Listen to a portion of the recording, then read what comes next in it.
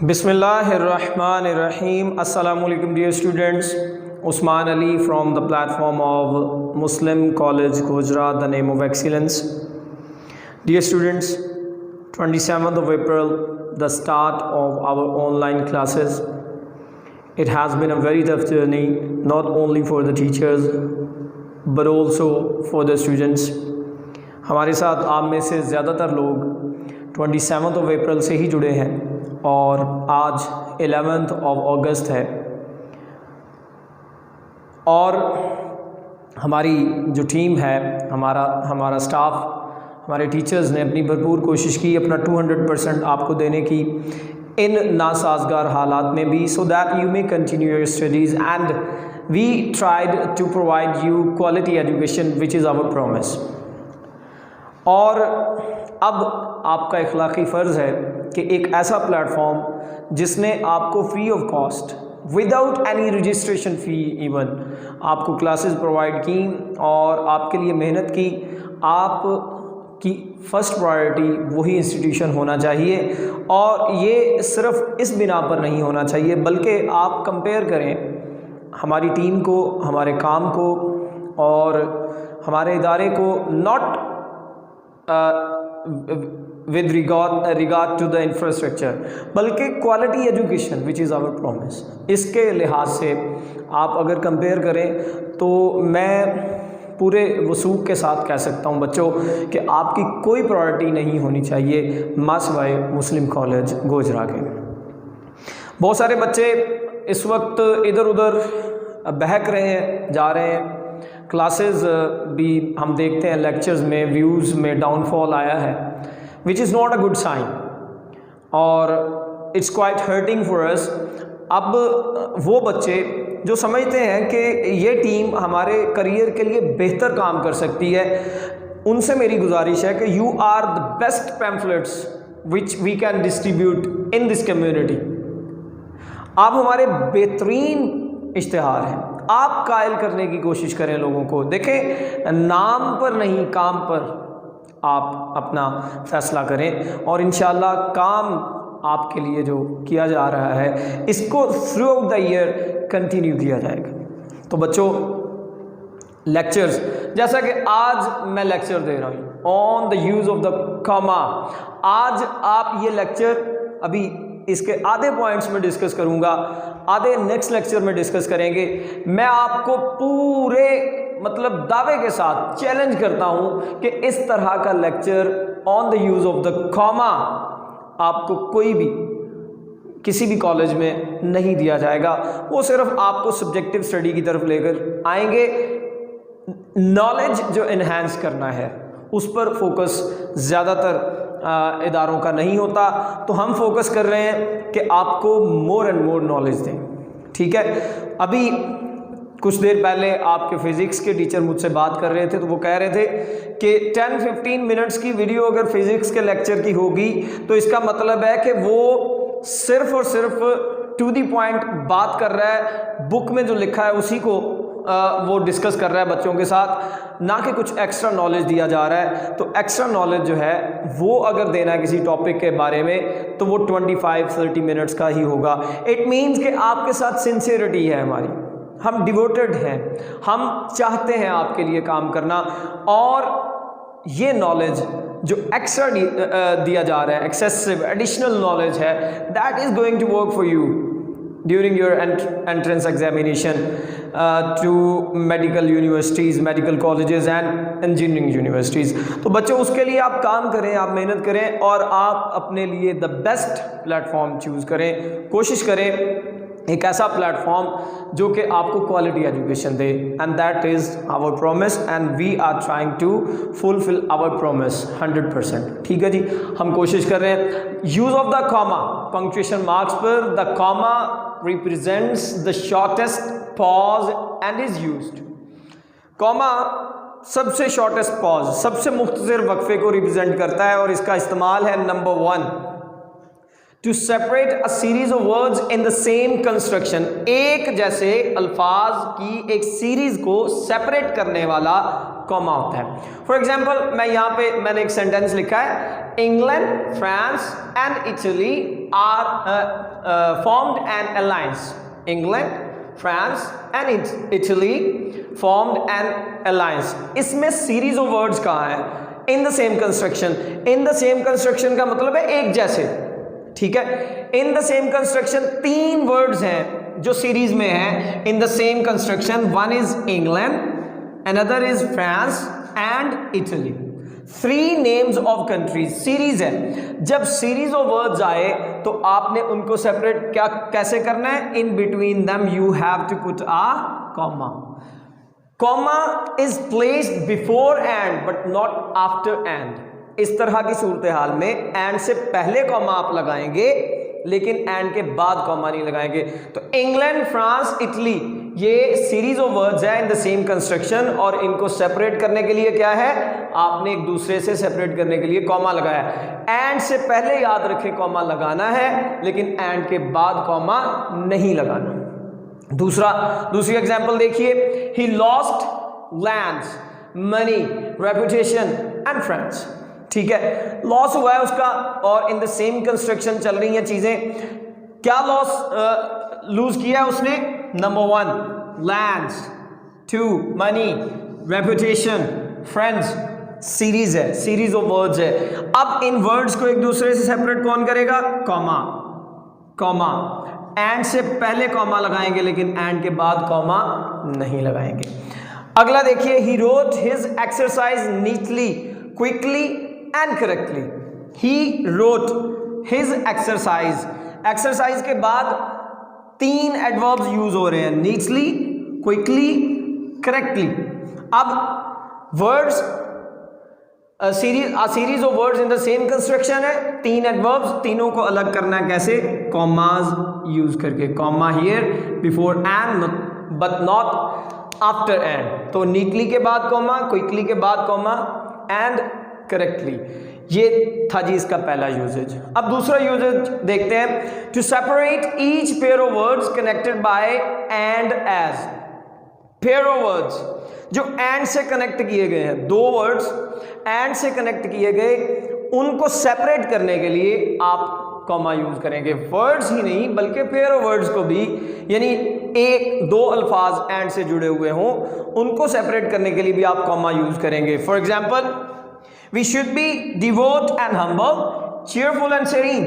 एक पेयर यहां है, devout and humble. एक पेयर यहां है, cheerful and serene.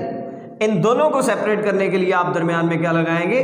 कॉमा लगाएंगे. मैंने इसको बॉक्स जो इसका लगाया है ये सिर्फ आपको समझाने के लिए लगाया है. पंक्चुएशन मार्क सिर्फ कॉमा है, यानी डिवोट एंड हम्बल के बाद आप कॉमा लगा देंगे. फिर आप लिखेंगे cheerful and serene. We should be what? This and this, this and this.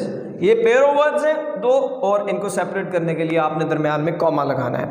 High and low, rich and poor, wise and foolish must all die. अच्छा जी, एक पेयर क्या है? High and low.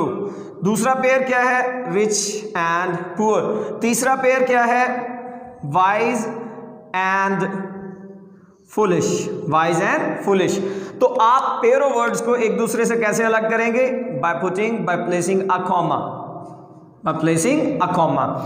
High and लो एक pair, rich and poor दूसरा pair, wise and foolish तीसरा pair. इन तीनों को अलग करने के लिए आपने कॉमास लगाया. ये कॉमा इसलिए नहीं लगा, ये कॉमा कहाँ यूज हो रहा है, किस लिए यूज हो रहा है, इसको हम देखेंगे बाद में. Must all die. तो 2 यूजेज हमने डिस्कस किए. अब तीसरे की तरफ बढ़ते हैं. After a nominative absolute. Nominative absolute क्या है? सबसे पहले तो आपको ये पता होना चाहिए कि नॉमिनेटिव एब्सोल्यूट क्या है.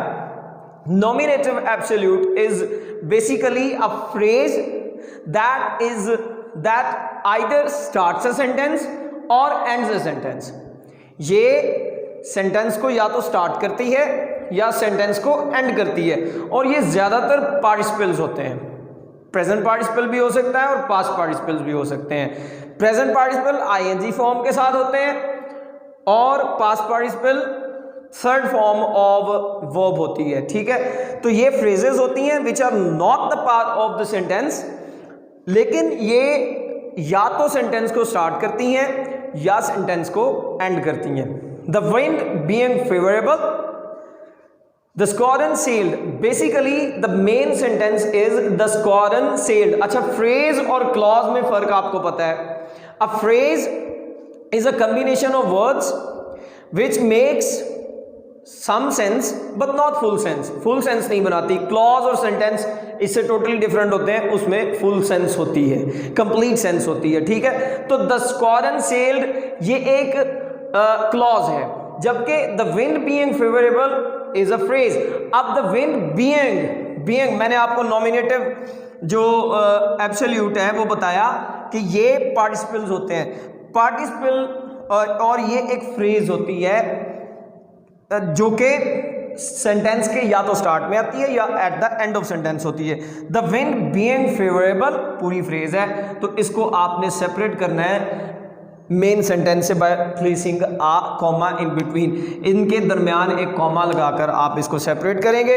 उसके बाद है this done she return to the old man with a lovely smile on her face. This done ये पास्ट पार्टिसिपल, यहाँ प्रेजेंट पार्टिसिपल था, यहाँ पास्ट पार्टिसिपल, ये फ्रेज बन गई दिस डन, ठीक है। इसके बाद आप कॉमा लगाएंगे और फिर आप बाकी का जो सेंटेंस है वो लिखेंगे।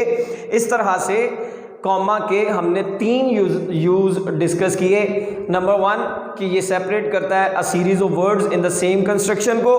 नंबर 2 ये पेयर ऑफ वर्ड्स जो कनेक्टेड होते हैं एंड के साथ उनको सेपरेट करता है। नंबर 3 ये क्या करता है, नॉमिनेटिव एब्सोल्यूट के बाद यूज होता है। नंबर 4 देखते हैं जी यूज इसका, to mark of a noun or phrase in apposition.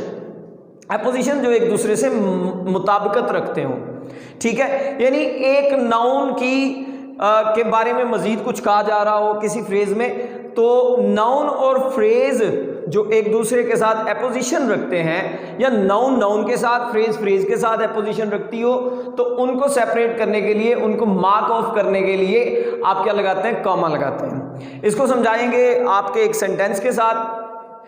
अच्छा बच्चों, इनके नोट्स जरूर बनाएं, नोट्स आपके काम आएंगे, आज नहीं तो कल जरूर काम आएंगे। पॉल एक नाउन है, द एपोस्टल उसके लिए क्या है, फ्रेज इन एपोजिशन, ठीक है।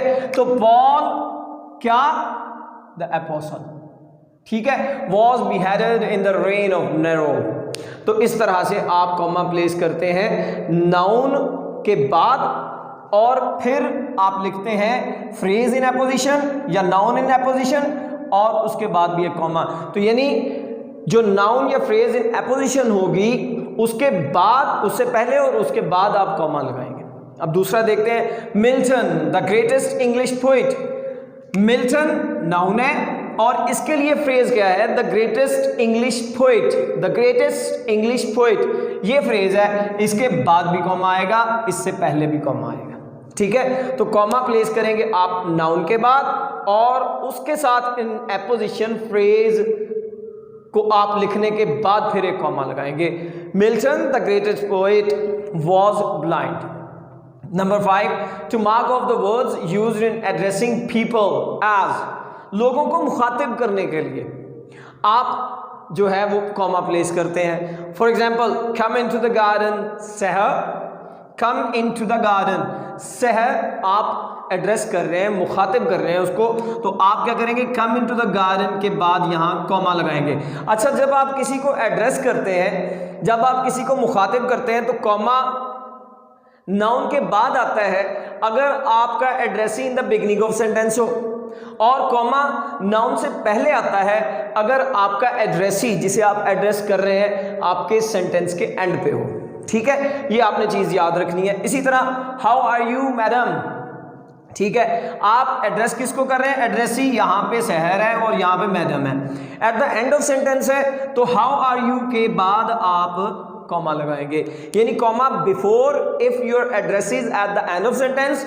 And comma after if your address is in the beginning of sentence. For example आप कहते हैं, सर प्लीज फॉरगिव मी, ठीक है जी, आप अपने टीचर को मुखातिब करते हैं, कहते हैं सर, फिर आप कॉमा आफ्टर द नाउन लगाएंगे क्योंकि आपका एड्रेस ही कहाँ है, in the beginning of sentence, ठीक है, तो इस चीज को देखना है। But when the words are emphatic, एक नोट लिखा है मैंने रेड इंक के साथ, but when the words are emphatic, emphasis के तौर पर वर्ड्स को यूज किया जा रहा हो, we ought to use the note of exclamation, फिर हम एक्सक्लेमेशन मार्क लगाएंगे, ना कि हम कॉमा लगाएंगे। जब हम एम्फेसाइज कर रहे हो वर्ड्स को और उनको एक टिपिकल इम्पैक्ट के लिए यूज कर रहे हो, तो फिर आप उनके बाद कॉमा नहीं बल्कि एड्रेसी के बाद आप एक्सक्लेमेशन मार्क लगाएंगे। For example, monster by thee my child's devoured, ठीक है, मॉन्स्टर